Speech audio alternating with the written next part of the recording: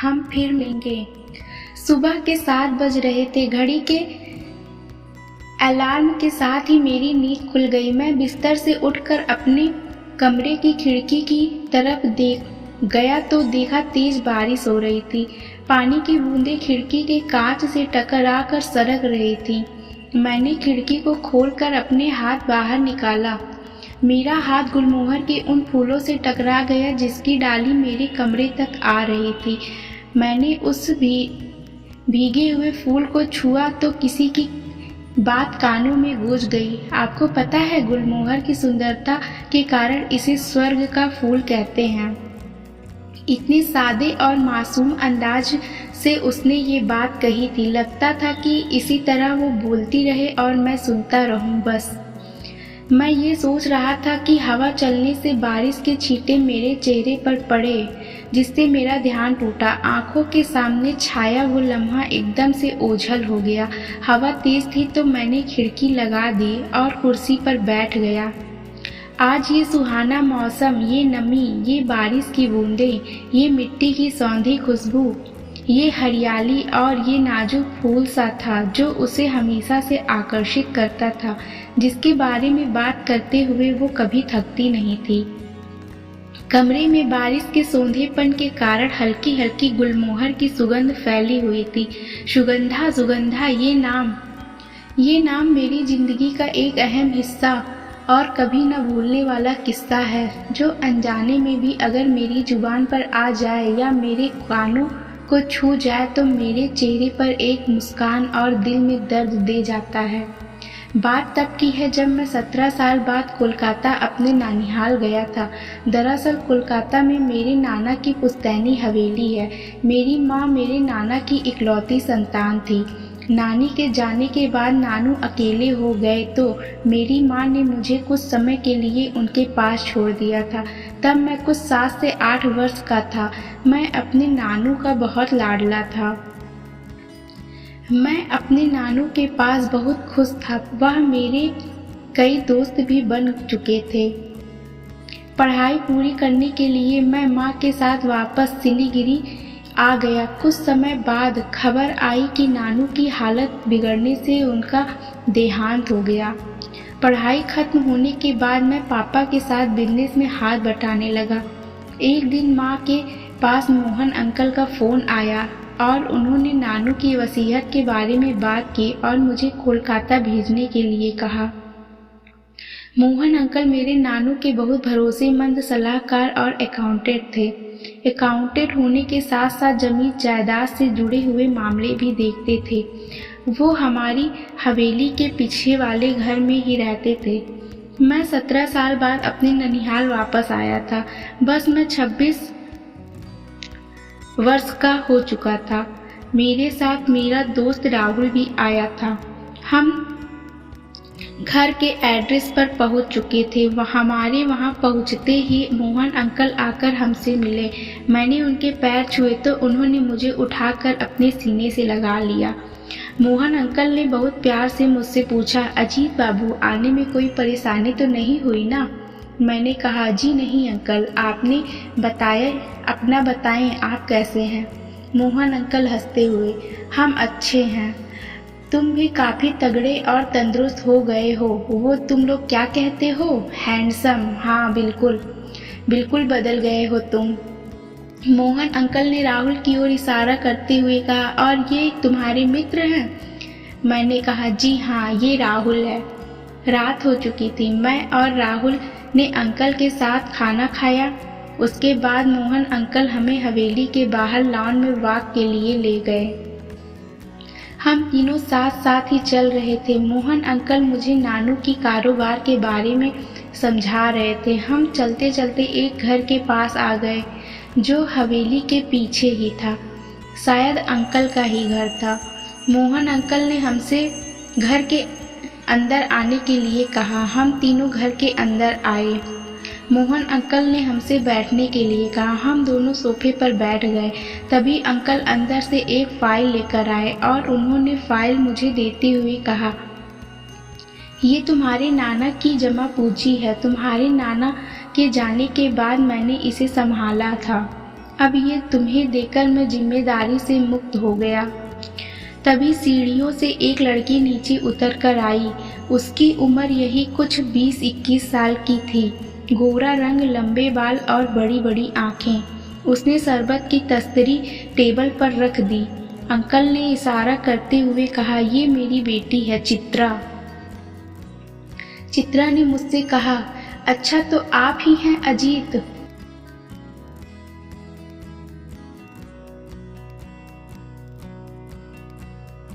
उसका इतना कहना था कि मेरा फोन बजा। फोन देखा तो माँ का कॉल था। मैं उठकर बाहर चला गया। जब मैं लौटा तो चित्रा वहाँ से जा चुकी थी।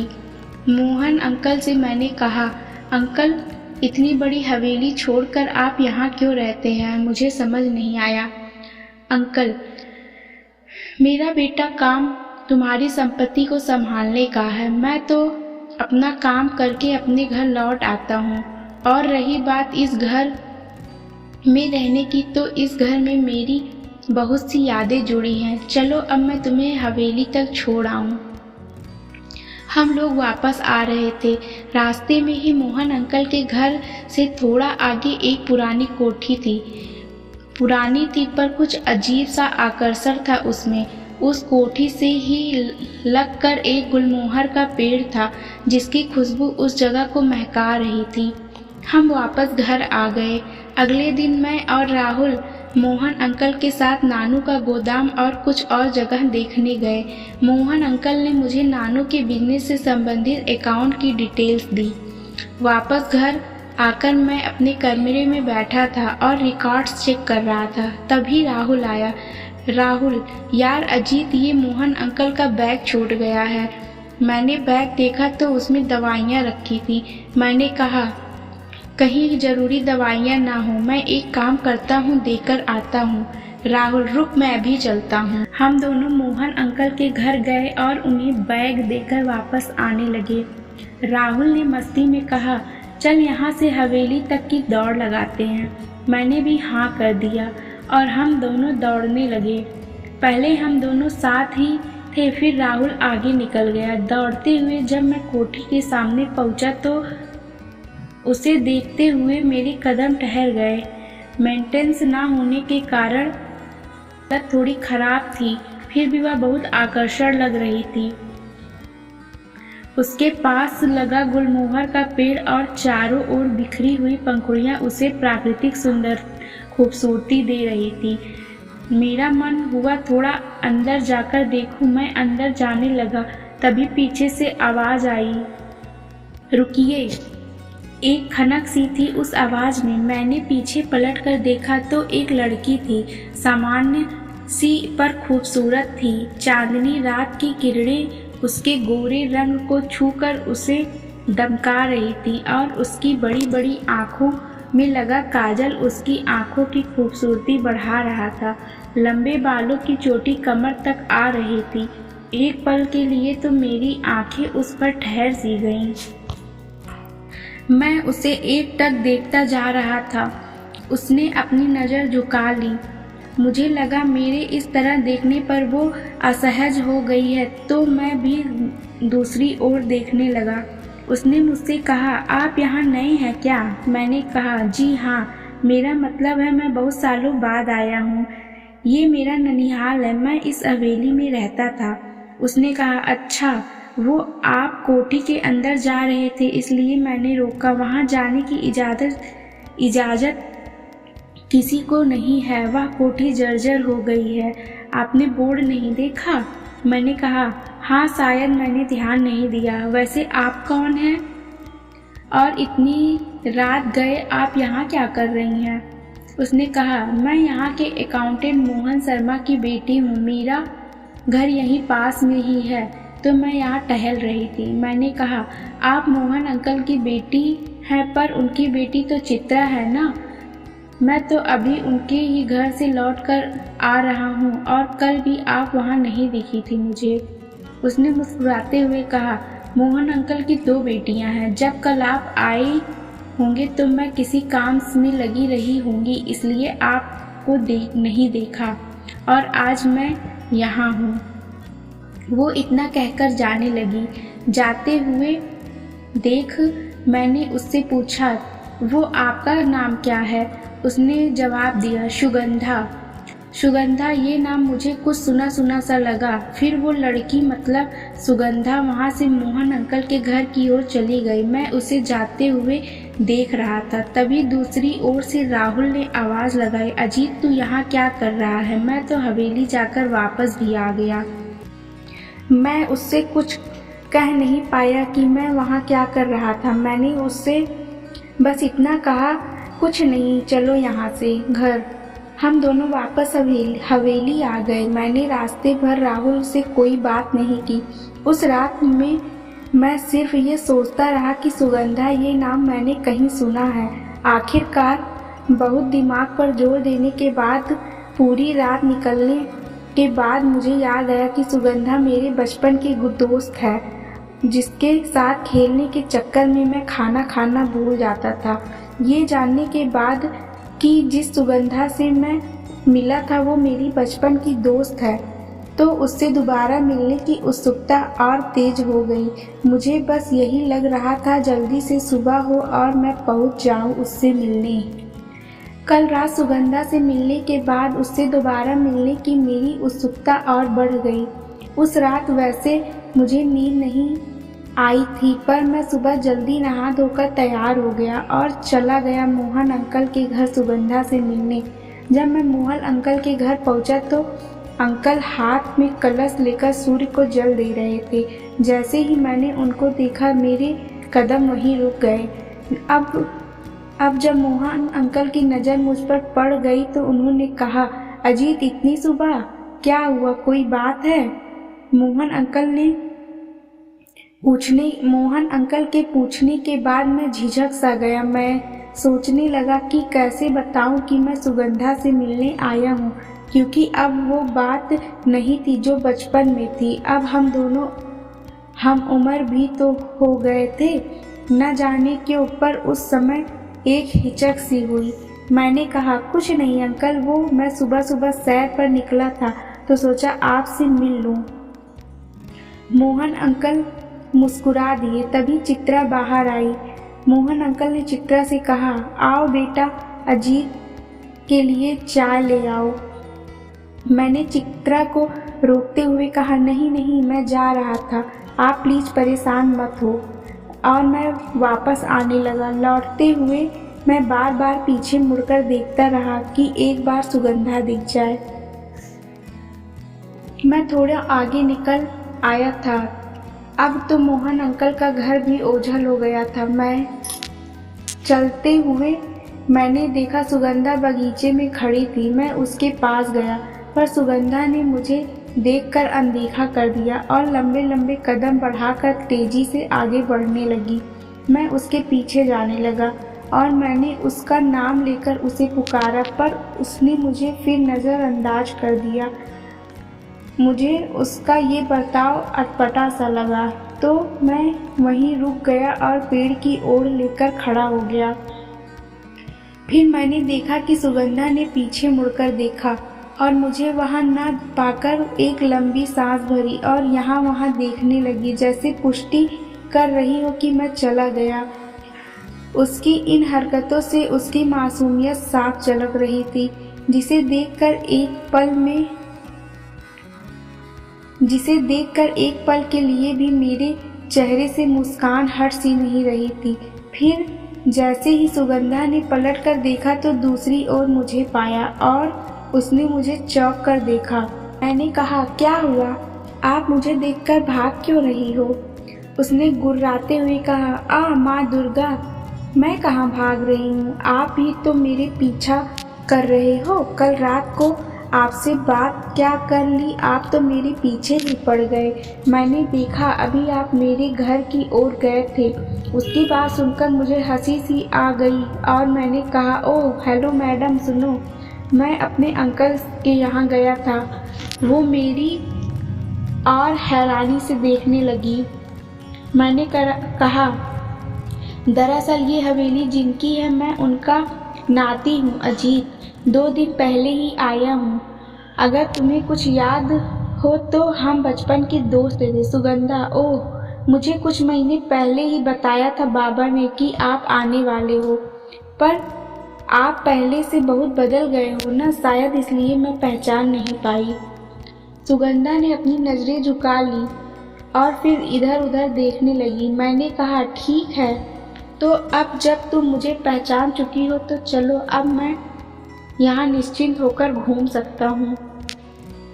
और मैं वहाँ से चला गया।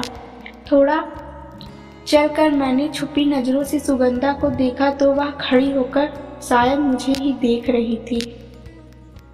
उस दिन घर पहुँचने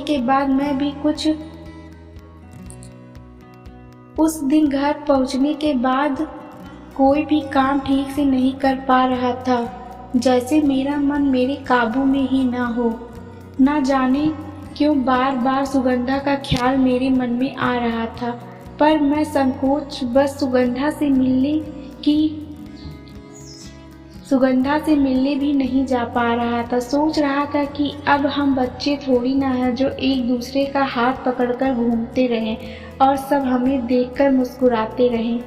जैसे तैसे शाम हो गई। रात के खाने के बाद मैं और राहुल रोज की तरह टहलने निकले।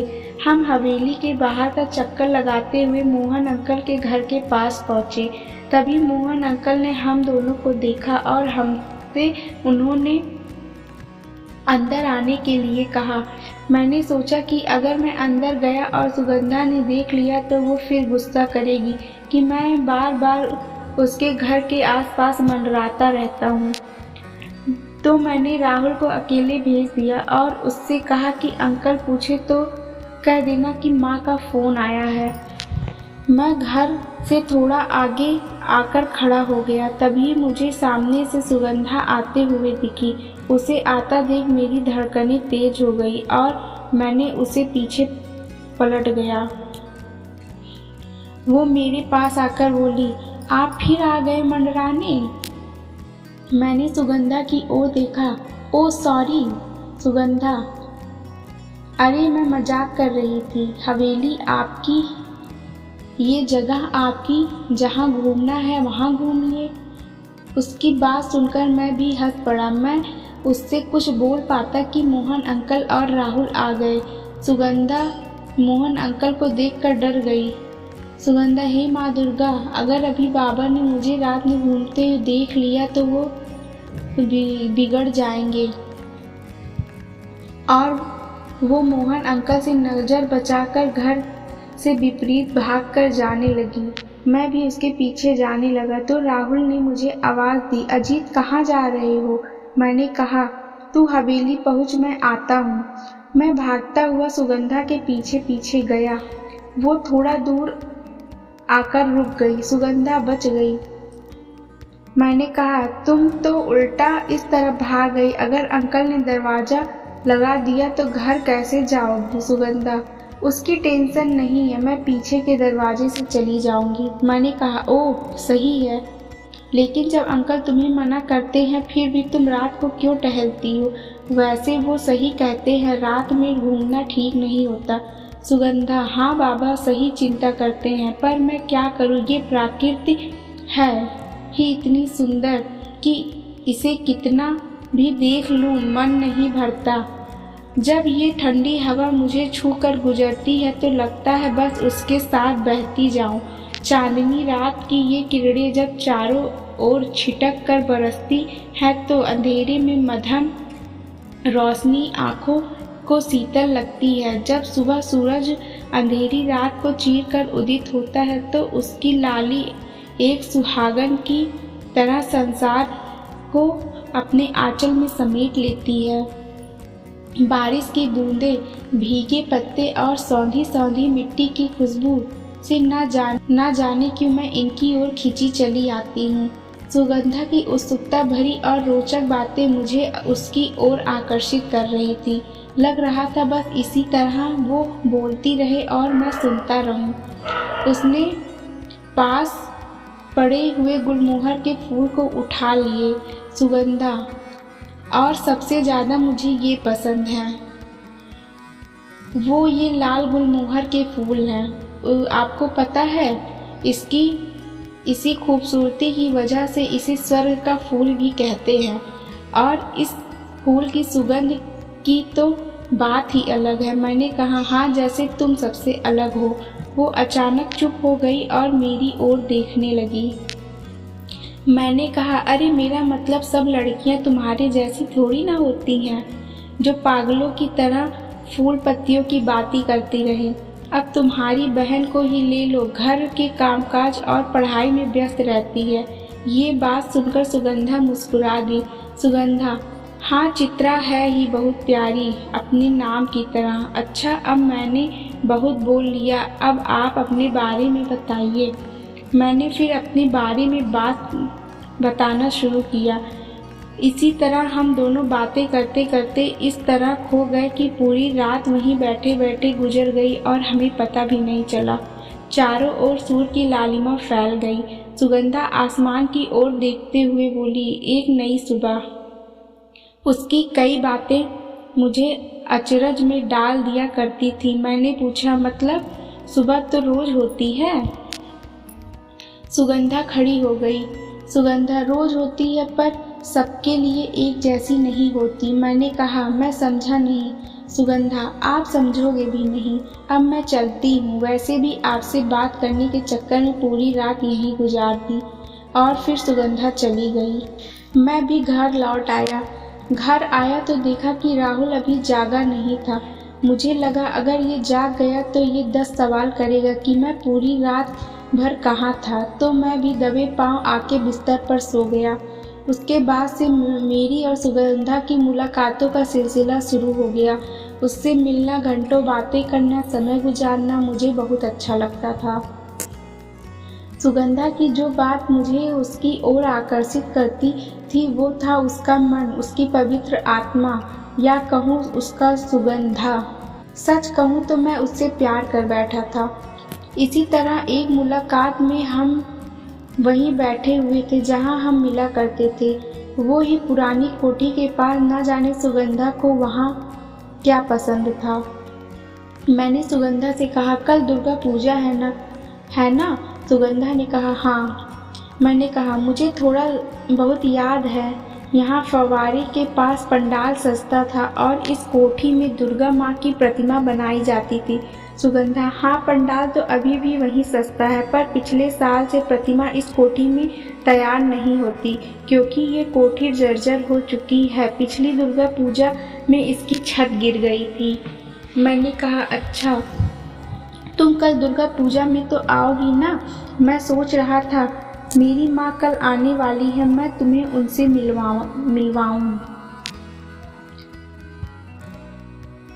उनसे मिलवाना चाहता हूँ। सुगंधा, आंटी से मिलवाओगे मतलब? मैंने कहा, मतलब कल बताऊंगा। मैं इतना कहकर और वहाँ से उठकर चला गया।